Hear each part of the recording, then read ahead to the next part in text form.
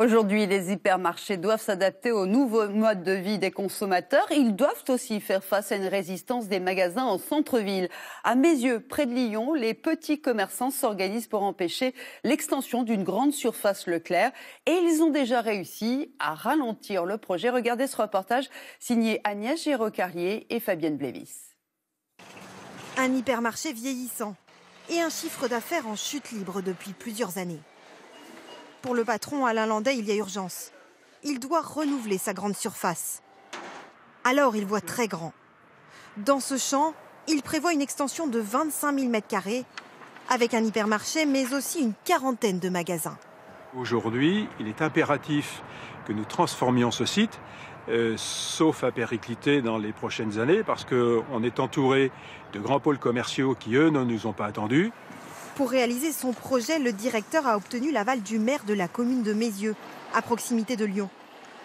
Mais ses voisins, les commerçants du centre-ville, eux, s'y opposent. Restaurateurs, coiffeurs ou encore boutiques de vêtements.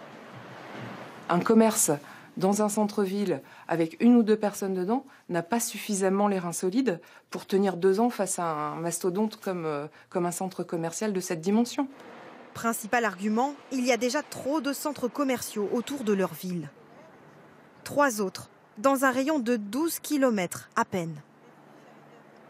Pour bloquer l'extension, ils ont fait appel à une association de commerçants présidée par Martine Donnette et son époux.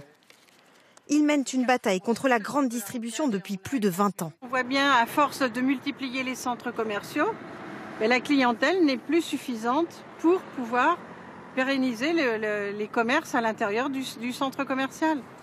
Aujourd'hui, le projet d'extension du Leclerc de Meyzieux est invalidé, mais son directeur ne compte pas abandonner. En 2017, 250 projets commerciaux comme celui de cet hypermarché ont été examinés par la Commission nationale. Plus d'un tiers d'entre eux a été refusé.